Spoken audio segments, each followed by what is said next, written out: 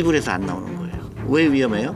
인플레이션 때문에. 돈의 가치가 지금하고 5년 후는 다르잖아요. 서러운 거는 집도 없고 금융자산이 없는 게 서러운 거지. 그 서럽다는 거는 집이 있다 없다가 결정되는 게 아니라 내가 노후 준비가 됐느냐 안 됐느냐의 차이지.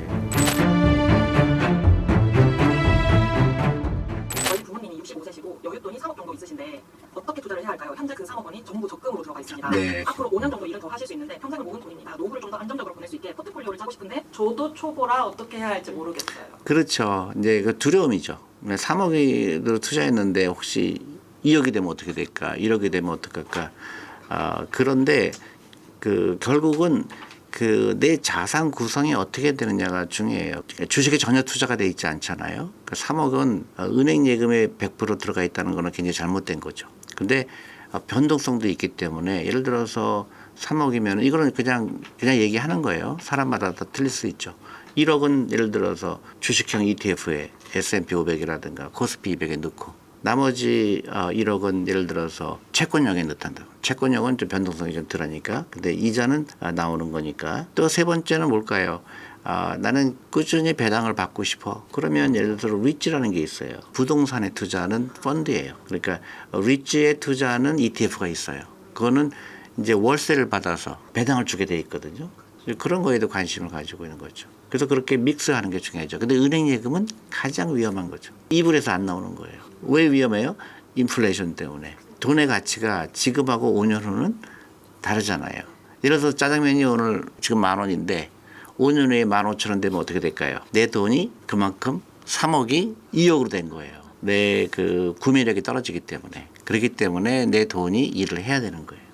5년이 넘는 기간 동안 연금 저축에 3천 이상 열심히 투자 중입니다. 최근 5년 때에 맞춰서 개인 투자용 국채에 월 50씩 5년을 매수를 진행 중이고요. 최근에 알게 된 인프라펀드 전용 계좌도 기웃거리고 있습니다. 모두 저율 과세와 분리 과세를 노린 전략인데 너무 많은 계좌를 보유하는 건 아닌지 조언 부탁드립니다. 왜 너무 많은 계좌죠? 처음에 지금 국채에 투자한다 그랬죠. 근데 국채에 투자하는 거는 사실은 수익이 날 수가 없죠. 국채라는 건 이자율이 굉장히 낮은 거예요. 근데 거기에 투자하는 거는 너무 많은 걸 투자되어 있는 것 같고 또 인프라 같은 경우는 그런 펀드는 나름대로 의미가 있어요. 뭐냐면 예를 들어서 인프라 펀드라는 거 이런 거예요. 펀드 매니저가 다리를 짓는 거예요. 투자가들 돈을 모아서 다리를 짓는데 거기다 보태는 거예요. 투자죠. 그럼 다리를 짓게 되면 어떻게 되죠? 정부에서 예를 들어서 톨비를 받는다든가 또 여러 가지 방법으로 수익을 창출하죠. 그래서 그 투자가들한테 돌려주는 거니까 상대적으로 주식보다는 변동성이 좀 작죠. 그러니까 예를 들어서 1년에 뭐 7%를 준다든가 8%를 준다든가 그런 나름대로 계획이 있는 거죠. 그것도 나쁘지 않죠. 그 배당이 있을 테니까. 근데 국채 투자하는 거는 그렇게 많은 비중을 투자하면 안 되죠. 이렇게 금융자산은 열심히 모아가고 있지만 집이 없는 서러움은 어찌 극복을 해야 할지 모르겠습니다. 아니 금융자산이 많은데 집이 없다고 왜 서러워요? 그러니까 서러운 거는 집도 없고 금융자산이 없는 게 서러운 거지. 맞네. 그 서럽다는 거는 집이 있다 없다가 결정되는 게 아니라 내가 노후 준비가 됐느냐 안 됐느냐의 차이지. 집이 없어도 노후 준비가 충분히 됐으면 내가 현금이 많으면 내가 그 오히려 집이 있는 게 불편하지 않아요? 집이 없으면 6개월은 내가 서울에 살다가 뭐 6개월은 내가 저 강릉에 살다가 그런 자유로움이 있죠. 근데 집이 있으면 어떻게 돼요? 내가 6개월 살다가 딴 데 가면 어떻게 돼요? 새 주소도 없고. 그렇죠. 종합적으로 생각해야 되는데 우린 집이 없다는 이유 하나로 저 집은 집이 전세래. 저 집은 월세 살잖아. 그 자체가 이 사람이 경제적으로 어려운 걸로 착각하죠. 절대 안 그렇죠. 미국에서는 집을 사는 거냐 월세를 사는 거냐 다 자기만의 이유가 있는 거예요. 그리고 월세를 사는 사람들은 전혀 문제가 없어요. 근데 우리는 한국은 월세를 내는 거를 뭐라고 그래요? 버리는 돈이라고 생각하죠. 그게 아니에요. 집을 빌린 것뿐이에요. 집을 빌리면 어떻게 돼요? 돈 내야 될 거 아니에요. 그게 월세예요. 내가 무슨 경제적으로 문제가 있어서 월세를 사는 게 아니에요. 집을 사면 월세 안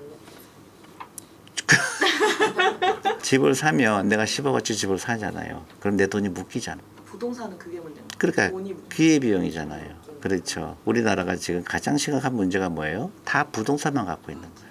근데 부동산이 떨어지게 되면 여태까지는 많이 올랐다고 하지만 만약에 떨어지면 어떻게 되죠? 황금성이 없는데 지금 이미 일어나죠. 많은 상가 건물 가시는 분들 고생하죠. 또 땅 산 사람들 다 고생하죠. 그거예요. 황금성이 없기 때문에. 그래서 비중이 내 집의 비중이 내 전체 자산의 35% 넘으면 안 돼요. 근데 우리는 거의 70~80%죠. 그것도 금융교육의 일종이에요. 금융교육을 받아야 돼요. 그래서 내가 금융 쪽으로 내가 안전한지, 내가 위험한지 그걸 알아야 되죠. 대표님 말씀하신 집 35%, 나머지 65%는 다 주식과 그러니까 나이에 따라 틀리죠. 내가 만약에 20대다. 그럼 집이 없겠죠. 100% 주식해야 되죠. 30대도 집이 없을 가능성이 크죠. 그래도 거의 90%가 주식해야 되죠. 계속 일을 해야 되죠. 그러다가 이제 40대가 되면 예를 들어서 조금씩 주식 비중을 조금씩 줄이는 거죠.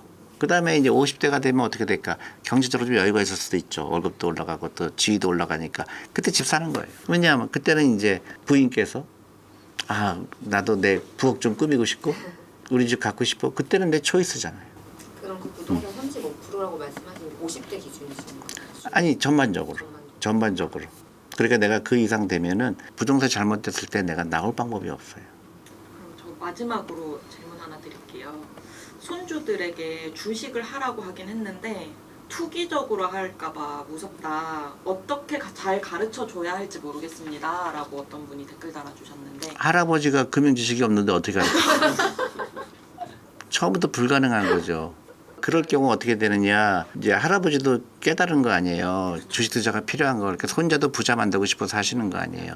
그러면 꾸준하게 사주는 거고, 그다음에 손주들하고 주식 얘기를 하는 거죠. 야, 주식은 이렇게 하는 거란다. 그리고 같이 배우는 거죠. 갑자기 느닷없이 지금부터 금융 공부하자 이렇게 갖고는 일단 실력이 안 되겠죠. 그리고 이제 손자하고 주식도 같이 찾아본다든가. 그리고 이제 재미있죠. 야, ETF가 뭐니 나한테 좀 가르쳐줘. 그리고 그 이제 신문에 나는 이야기들 스페이스X가 뭐고 손자들하고 얘기하는 거예요. 유태인이 부자가 된 이유 중에 가장 결정적인 게 식구들끼리 이런 얘기를 하는 거예요. 그래서 아이들이 성숙한 거예요. 금융지식. 근데 우리는 그런 걸 미처 안 했죠. 그걸 지금부터 해야 돼요. 할아버지들 현명하잖아요. 많이 살았잖아요. 그래서 그 할아버지들의 그 현명함. 근데 금융지식만 조금 더 있으면 조금만 금융지식을 이제 습득하게 되면 굉장히 큰 파워가 될 거라고 봐요. 그래서 제가 시니어 파트너스에 그 하는 이유가 우리 할아버지 할머니들이 많은 경험이 갖고 있잖아요. 그거를 제가 그러니까 금융 지식을 조금 하면 이제 온 가족 부자 되는 캠페인을 할 수 있겠다 하는 거죠. 제가 한국에 온 지 지금 14년이 됐어요. 그래서 전국을 다니면서 이제 금융 지식이 중요하다. 그래서 대강 따져보니까 한 3,000번 한 것 같아요. 강연을. 그러니까 거의 매일 전국을 다녔는데 이제 요새 사람들이 주식이라는 거에 대해서 편견이 많이 달라졌죠. 주식 투자는 옛날에 무조건 안 된다고 그랬는데 이제 주식 투자는 필요하구나 그런 공감대가 되긴 했는데 책방에 가보면 주식 투자에 관한 책이 엄청나게 많죠. 근데 대부분 단기 투자에 관한 얘기예요. 이건 또 잘못된 건데 그래서 고민을 했어요. 이걸 어떻게 해야 되나. 편견을 깨는 건 좋았는데 또 잘못된 투자 방법으로 가게 되면 또 옛날로 돌아가는 거잖아요. 또 역시 주식은 투기야. 그래서 고민하다가 직접 아주 기초서부터 제가 라이브를 하려고 그래요. 그래서 지방에 계신 분들로 언제든지 들어올 수 있게 하는 거 그렇게 했고 그 다음에 그 시니어 파트너스는 지방에 계신 분들 당연히 가입할 수가 있고요. 금융교육도 하지만 또 우리가 몸이 아플 수도 있죠. 또 여행도 가고 싶죠. 그거를 이제 다양한 기업들이 붙을 겁니다. 그래서 그런 디스카운트도 받고 제일 중요한 거는 커넥션, 네트워킹이에요. 우리 은퇴하신 분들이 다 같이 네트워킹을 하는 게 중요하죠. 그래서 서로 정보도 교환하고 그게 절대적으로 필요한 게 한국이니까 이게 다 맞아 들어가는 것 같아요.